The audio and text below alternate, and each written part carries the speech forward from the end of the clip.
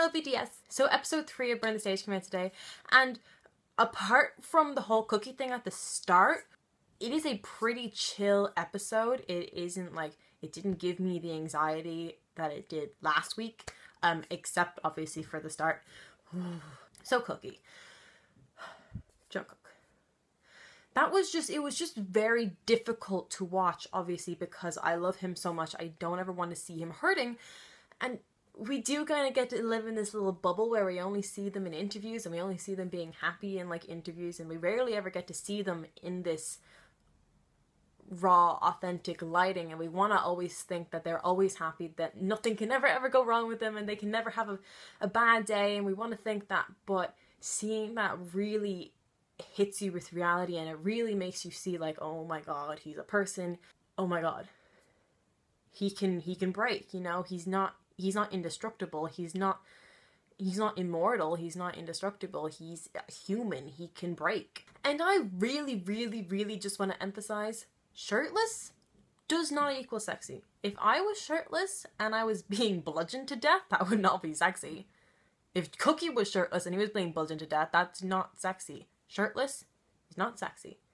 He was shirtless for part of the episode, but that was not sexy. Do not sexualize a person's suffering. You are trash if you do that. Especially seeing him with that little like mask on his face. It just made my heart kind of hurt a little bit seeing him in that bad state. I didn't like it at all. But like obviously like it's kind of necessary to see the human-esque side of him. Sorry, my pencil.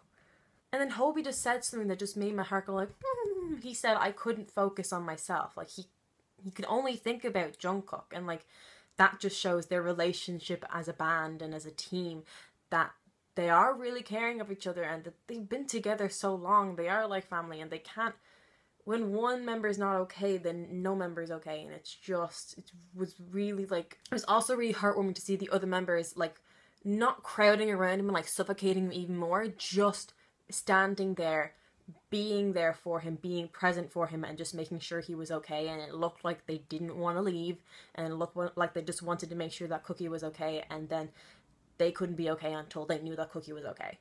Sometimes it is so easy to forget how young RM is. Like, Namjoon is so mature and he's so wise and he's the leader, you know, we see him as this authoritative figure and we see him as this grown-up. Like, I sometimes forget that Jin is the oldest and that it's not RM, because he's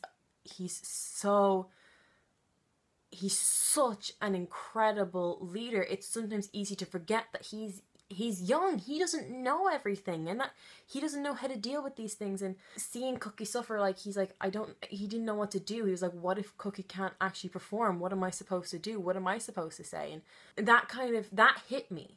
I forgot that RM was so young. You know, RM said himself, he was like, I'm still a kid. He's still a young person. And it's so easy to just look past that. And then RM said something else, saying there's no replacement for Jungkook. There's no replacement for any of them. I just think that's a full stop. No replacement. Like, you can't replace such a significant, like, 7 parts, but they're like, it's like 7 hearts.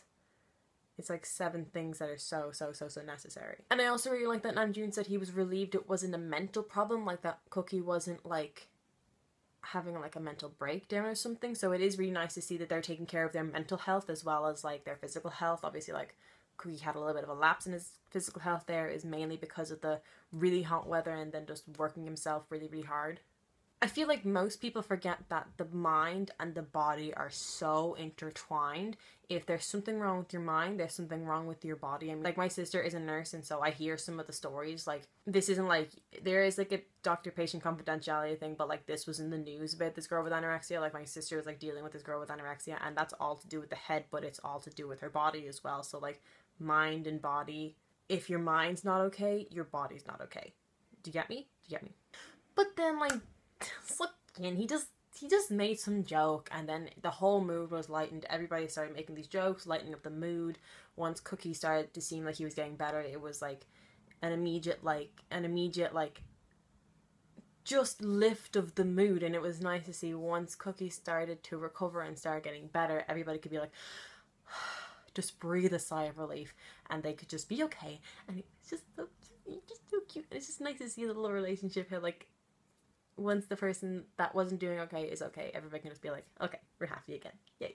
I really love what Taehyung said about performing and how thrilling it is, but I also love what he said about like looking into like each of the fans' eyes, and once he sees someone's eyes, he always remembers their eyes, and he always like remembers the fans' faces.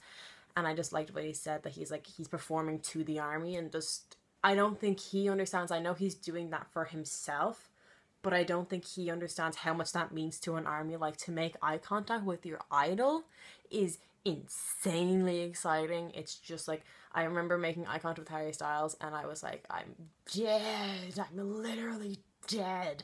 And like, I don't think he realized how much that was meaning for other people. I know he was doing it for himself, but I was just like, I just really liked what he said about it. It was direct quote was like, he said, I sang looking at army, and I was just like.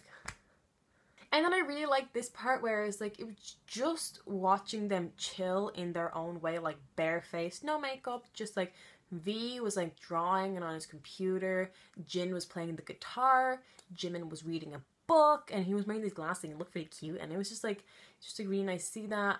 RM and Suga were like making music, and I really liked what Suga was saying about how he writes music, because I also like writing music. I really want to be a songwriter, and so like, it's just interesting, even if like we don't have the same way of writing, it's nice to see him talking about how and why they talk about music, because like that always fascinates me. And then RM was saying how he does it because he feels sad and lonely sometimes, and he wants to express that, but he also wants to help other people, and it's just nice, you know.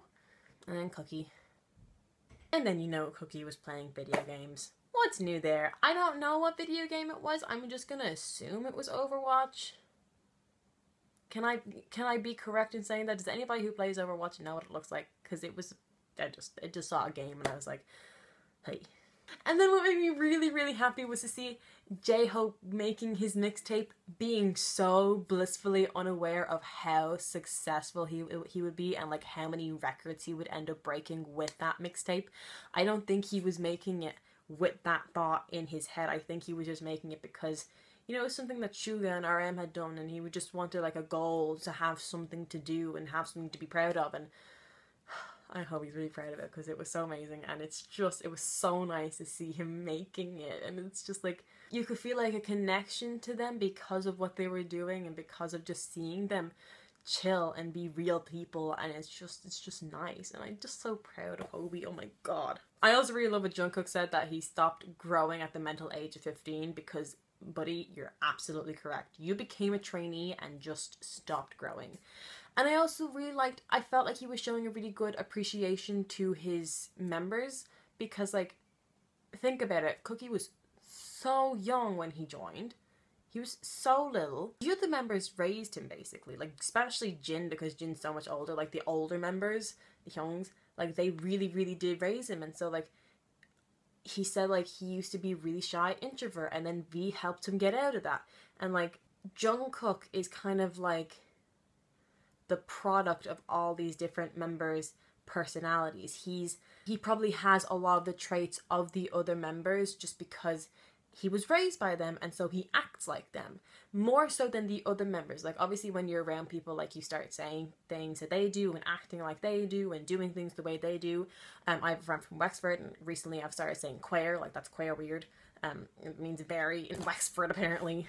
But yeah, no, I can like, sometimes you can see it as well, like Jungkook is like this product of these other 6 members, and it was really nice to see him being appreciative towards them, because he has the best members ever. He grew up right. They raised him right. And then it's a little cute thing. They all just sat around drinking their wine. I'm more of a white wine kind of girl rather than a red wine, but like there was some white wine in there as well. I was happy. And it's just like them sitting around, talking, joking. Just kind of seemed like a gal night, a girls' night in, drinking wine, having food, and it just seemed really cute. And especially like the way they did the angles, you almost nearly felt like you were sitting in on the conversation, and that like you could like, you felt like really included. It didn't feel like you were just like watching in on them all the time. Like obviously like it was like from angles up here and up here, but sometimes you really kind of felt like you could interact with them, and it just felt really homely, and it felt like they were your friends. And I didn't, like, they were just, like, rambling on about things that happened in their trainee days and looking back on old memories and just seeing how much they experienced together. And I don't know why, it just really stuck out to me that Suga really, really did think that a pig in his dream told him the numbers of the lotto. I love that. It was just really nice to see that, like, raw, authentic interaction between them all, except Jungkook wasn't there. And then it did a little throwback to 2013, and like most of the videos were from like pre-debut, and they are such little bubbles and get your little squishy. Sorry, someone said they didn't like the baby voice, but they're so squishy, but they're so squishy. And like Jungkook is a baby. RM still was wearing those giant ass glasses and had that hair that was like, whoa. Jimin had his little chubby cheeks. Oh. And then Jin said that like it was like he spent his birthday with his new family, and I'm like, yeah, they're your family, it's okay. But like now they're not his new family, now they're just like his family, and he's and then it was really nice seeing, I said this in another video, I really love orange hair V. I know some people might think that's weird, I just really love orange haired V. It's just a really good look on him. And he was a secret member. He was a hidden member. They didn't announce that V was a member of BTS until like July. I'm pretty sure they debuted in like June. I might have the dates mixed up there, but I do know that he was a secret hidden member. Like they didn't announce that he was, it appeared as if it was a 6-member group and not a 7-member group.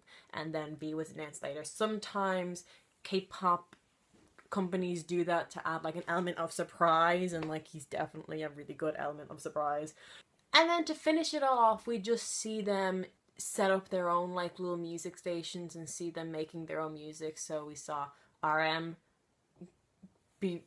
lose something, like a guide or something, so we had to like set it up from memory. I think that's what happened. And it's just funny because RM, you're stop losing things. And then we saw Suga with his like huge setup, and then we saw Cookie and his little setup, and we saw V and his setup, and it was just nice to see that all together. We saw J-Hope probably making his mixtape, working really hard. That's pretty weird. J-Hope like sneezed, and I just thought it was so cute. I couldn't, like, you couldn't even hear it. You just saw that he sneezed, and I don't know why. This is why I think I'm crazy. This is why everybody thinks I'm crazy. I saw J-Hope sneeze, and I thought it was cute. And then, yeah, you couldn't hear what they were making and what they were doing, but, like, you could, like, sense by the way they were moving their head, or, like, how they're moving their lips, what kind of thing they were making. It was just entertaining to see. It was nice to see, you know, their input into their music, because like obviously like we know Suga produces, yeah, okay, we just know how much Suga produces, and we know how much involvement, we know how much Suga and RM write and produce. It's not always emphasized how much the other boys do, but they definitely do a lot, and it is nice just to see their input. But yeah, this episode gets a 10 out of 10 for me. I really enjoyed it. It didn't give me as much anxiety as last time, except for the start. But yeah, I just really enjoyed it. Can't wait for next week's episode. Okay.